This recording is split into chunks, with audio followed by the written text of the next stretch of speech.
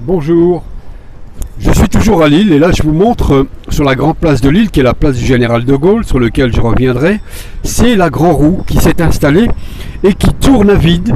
Elle tourne à vide un petit peu comme l'économie française, elle tourne en rond, un peu comme les décisions nous font tourner bourrique. Une roue pour la décoration, pour faire de la figuration, comme nous un petit peu, où toutes les décisions sont prises contre nous et envers et contre tout bon sens. Contre nous toutes les décisions où le peuple français fait uniquement de la figuration. Et au milieu, là, ce que vous voyez, la colonne, c'est la colonne de la déesse. Alors c'est une femme qui tient d'un côté dans les bras un brandon pour allumer les canons. C'est la résistance de Lille en 1792 contre l'occupation prussienne. Et de l'autre côté, elle tenait un parchemin pour dire la déclaration des Lillois qui résisteront contre l'occupation des Autrichiens. C'est la colonne de la déesse et ici, c'est la place du général de Gaulle. Voilà, je vais revenir un petit peu dans l'autre sens. Et vous voyez cette place magnifique, etc. Je vous en ferai peut-être un peu l'historique à un moment, elle est très intéressante. Donc cette colonne que vous voyez là, elle symbolise la résistance de Lille. Dans une période dans laquelle nous sommes, la résistance est importante puisque beaucoup de Français vont devoir, qu'ils le veuillent ou non, résister à un moment s'ils ne veulent pas effectivement vivre un bouleversement sanitaire, physique, sociologique, culturel. En fait, ça va être la fin d'une certaine façon de vivre, d'une certaine civilisation pour devenir des embryons de quelque chose voulu par un état, on va dire, profond de deep state, ceux qui ne disent pas leur nom mais qui sont bien présents. C'est pas parce que les choses ne sont pas visibles qu'elles n'existent pas. Jean Racine disait que quel que soit le secret, il ne résiste pas au temps. Tôt ou tard on sait, mais il sera peut-être un peu trop tard pour savoir. C'est pourquoi il faut un petit peu commencer à se remuer dès maintenant, chers amis. La vaccination, vous l'avez entendu, ça va devenir de plus en plus pressant, hein, puisque les lobbies veulent effectivement nous vacciner parce qu'ils nous aiment. Hein, ils nous aiment. Hein. Vous savez, des fois, on aime tellement qu'on commet des crimes passionnels. Hein. Alors ils peuvent commettre effectivement un crime passionnel tellement ils nous auront trop aimés. Les labos pharmaceutiques. Alors la Véran Academy et les 40 vaccinateurs vont aussi mettre le pressing, hein, puisqu'ils nous rappellent, vous n'avez pas été sage, donc tous les caciques, tous les cadors, toute la mafiacratie se prépare à nous dire des confinements, il y en aura un paquet. Vous n'êtes pas sortis de l'auberge, surtout qu'en fait on a été très sages, on a été très peu nombreux à faire de la résistance pacifique. Il faudrait sortir par millions, hein, les gars, il faudrait commencer à bouger, et de façon citoyenne, hein, pacifique, même avec des fleurs, etc., pour montrer notre détermination à ne pas nous faire voler nos libertés tout court. En parlant de liberté, le 27 mai 1943, puisqu'on est ici sur la place du Général de Gaulle, dans la ville où il est né à 10 minutes à pied ici, rue Princesse, eh bien, le Général de Gaulle avait nommé à la tête du Conseil de la Résistance en France, Jean Moulin. Jean Moulin qui, le 27 mai 1943, réunit le Conseil de la Résistance à Paris, rue du Four. Et il commence par dire « Nous sommes en guerre contre les Allemands ». Bon, aujourd'hui on n'est pas en guerre contre les Allemands, au contraire, même les Allemands nous montrent l'exemple avec la visite de Kennedy Jr. qui a dit la vaccination, faites gaffe, ça peut effectivement terminer par des effets secondaires qui sont irréversibles. Un petit peu comme la Véran Academy nous prépare du Pfizer ou du Moderna. Eh bien, Jean Moulin disait, nous sommes en guerre contre les Allemands. Non. Aujourd'hui, on est juste en guéguerre ou en bisbille avec, on va dire, avec l'allemand, le préfet, vous savez, le bras droit de Castaner ou de Darmanin, ou plutôt son bras, on va dire son bras armé. Armé de bonnes intentions. Évidemment, quand on s'appelle l'allemand, on ne peut être armé que de bonnes intentions. J'avais imaginé d'ailleurs un dialogue un peu comme ça, un peu drôle, concernant un Allemand, un officier allemand qui serait pour la liberté d'expression, pour la liberté tout court, et qui nous conseillerait de réserver un traitement de faveur à Didier l'Allemand. Alors ce serait celui-ci. Je l'imagine, hein, je vais faire une petite composition pour sourire un peu. Je foutrais que vous envoyiez des pavés de 68 sur la queue à l'Allemand. Vous parlez des pavés de mai 68, monsieur? Non, je parle de pavés de 68 kilos sur la queue à l'Allemand Et je foutrais que ce soit Michel Séclair, le rappeur qui a été frappé, qui lui envoie les pavés sur la gueule. Bon voilà, j'imaginais ça pour sourire un peu. Alors nous on n'ira pas jusque là, pas de pavés sur la gueule à l'allemand, mais quand même répondre sèchement à cette partie de la police qui obéit aveuglément et de façon cynique à la violence et à la brutalité qui est volontaire, hein, parce qu'on veut effectivement dire aux gens, si vous pouvez, vous bougez, voyez ce qui vous arrive. D'ailleurs les Celtes, lorsqu'ils étaient en guerre, les Celtes dans l'Antiquité contre les Romains avaient une pratique. Les Romains ne valaient pas mieux, mais ils avaient une pratique. Quand quelqu'un commettait des infractions, même pas très lourdes, eh bien les Celtes soit lui brûlaient une partie de son corps ou lui crevaient un œil. Ouais. Salut Jérôme Rodriguez qui a perdu aussi un œil. Eh bien, il lui brûlait un œil, les Celtes, et il le renvoyait chez lui pour montrer l'exemple et installer la frayeur. J'ai comme le sentiment que ça peut ressembler à des événements récents. Mais s'il leur ressemble étrangement, il serait évidemment complètement fortuit. Je vous disais, la vaccination arrive, le confinement, le 15, ce sera Tintin. On va encore devoir aussi rester à la maison face à BFM TV, face aux imbéciles de service, aux chiens de garde et aux chiennes de garde de service qui nous feront la leçon, comme Véran, Castex et compagnie. Vous n'avez pas été sage, ce sera Pampan le 15, vous resterez encore à la maison et vous risquez même d'y rester très très longtemps dans un confinement qui ressemble à une fermeture à double tour. Le serrage de vis est installé. Juste un mot concernant tous ces artistes lâches, vendus, veulent, qui restent chez eux et qui ne réagissent pas, qui ne profitent pas de leur popularité pour soutenir et être dans la rue avec eux. Il n'y aura que le valeureux Jean-Marie Bigard qui le fera, que grâce lui soit rendue à Jean-Marie Bigard. Jean-Marie Bigard d'ailleurs, dont deux petits salopards ont attaqué, c'est Junio. Junio, oui, qu'après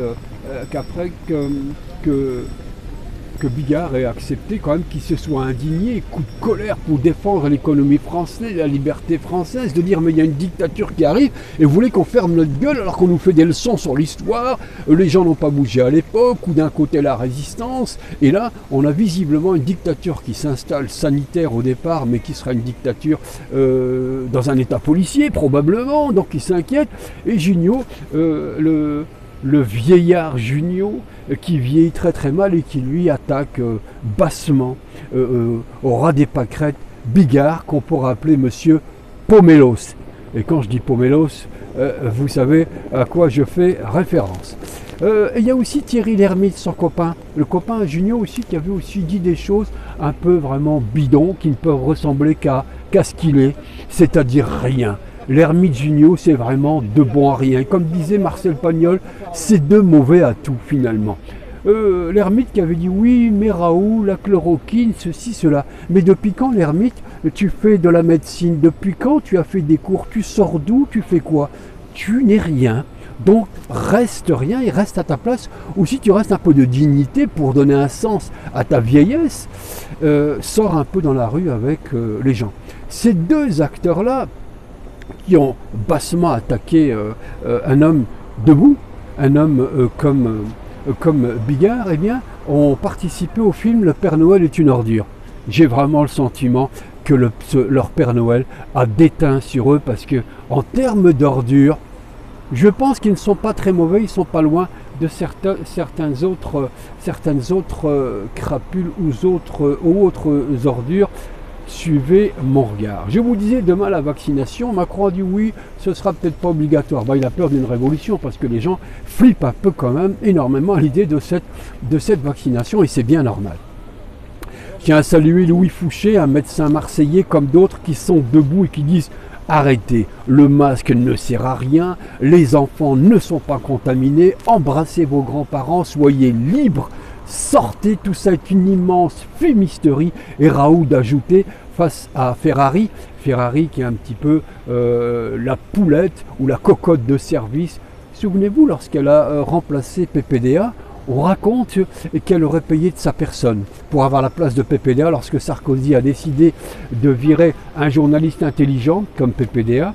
Lorsqu'il l'a viré, il paraît qu'elle aurait payé de sa personne avec un week-end à Marrakech avec Sarko. Hein, Je préfère de loin le week-end à Rome d'Étienne Dao, mais ça c'est une autre histoire. Bref, la cocotte de service avait cru effectivement rappeler à Raoult, oui mais le vaccin ce sera gratuit. Raoult lui rappelait quand même à cette cocotte qui a oublié effectivement son cerveau. Elle oublie depuis un peu trop souvent d'ailleurs, la Ferrari, son cerveau, comme les autres, hein, elle n'est pas pire. Bref, il lui a rappelé non, c'est quand même les impôts des gens qui vont payer. Alors, ce vaccin Pfizer ne serait valable que 3 mois. Autrement dit, on devrait passer à la casserole tous les 3 mois, 4 fois par an. C'est vous dire dans quel état de légumes on risque de terminer. Et alors, pour régner, il faut diviser. Alors, il y a des gens qui seront vaccinés parce qu'ils ne tiennent plus de voir tout ça fermé. Tous ces bistrots sont fermés, il n'y a plus de vie sociale réellement, hein. Tout est fermé ici, comme dans toutes les villes. Tout ça, c'est des cafés qui en général sont complètement remplis. C'est un lieu effectivement magique, hein, qui ressemble en moins beau, il faut l'avouer, à la place de Bruxelles, la grande place de Bruxelles, mais qui reste extraordinaire. C'est un théâtre de pierre et de pierre travaillée. Eh bien, toute cette vie sociale n'existe plus, c'est en train de mourir un petit peu. Alors je me demande, moi, pourquoi les restaurateurs et les cafetiers ne sortent pas par milliers se joindre aux autres pour mettre un terme à cet enfermement. Effectivement, Raoult rappelait que la vaccination, entre autres, c'était effectivement inutile et même dangereux, qu'on était complètement au Moyen-Âge dans cette affaire. Et effectivement, pour convaincre les gens et les diviser, on a ressorti des chiffres complètement abracadabrants sur les morts, etc., qui n'ont rien de scientifique.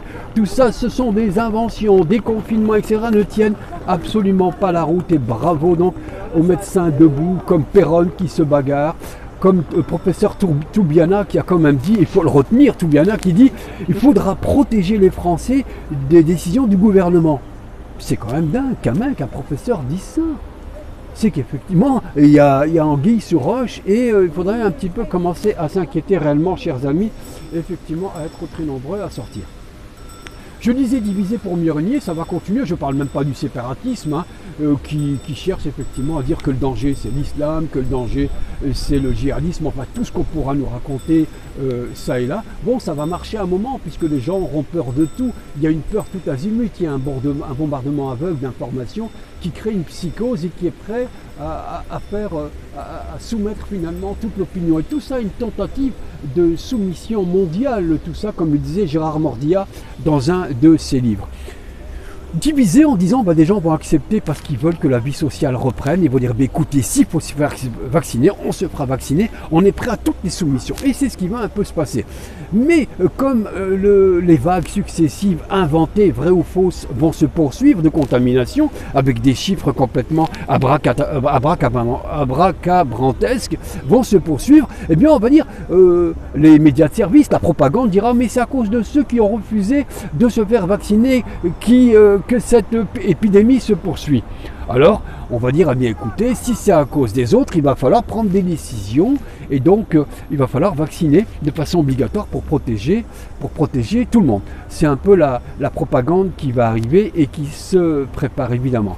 Et pour tenir les gens toujours bien à cran, sous pression, on a ressorti les Salomon, hein, ce fanfaron qui avait dit que nous vivions les mêmes drames que les 2 pestes du Moyen-Âge. Ouais, il a dit que ça. Il a dit que nous vivions la même époque, la même intensité de pandémie que la grippe espagnole de 1917. Complètement dingue. Et puis on a ressorti aussi d'autres collaborateurs des lavabos pharmaceutiques, de la mafiaceutique, comme Karine Lacombe, qui est venue aussi parler de centaines de morts. Tous ces gens-là sont effectivement les éléments de service indispensables pour maintenir la pression et faire peur aux gens. Alors demain, vaccination certainement obligatoire en divisant les Français les uns contre les autres avec des sondages. Des sondages en disant oui mais la majorité des Français veulent se faire vacciner et ils veulent que ça devienne obligatoire pour que cesse cet enfermement permanent et que cesse le confinement. Alors, sur les sondages, j'ai quand même envie de vous citer 2 citations. Celle du regretté du grand Chirac qui disait « Les sondages, et on sait qui contrôle les sondages, ce sont les mêmes qui contrôlent l'information et en général l'économie, le fric, l'argent sale de préférence, l'argent très sale d'ailleurs parce qu'il corrompt, l'argent sordide. Chirac disait les sondages sont la 3e forme du mensonge. La première étant effectivement le mensonge législatif et exécutif. Le 3e, eh bien, c'est celui de la propagande médiatique. Mais il y avait une citation plus drôle de Sanguinetti, qui n'était pas un tendre, hein. Sanguinetti qui était un ministre de l'Intérieur de Gaulle, je crois, et qui fut aussi une crapule, comme d'ailleurs beaucoup de ministres.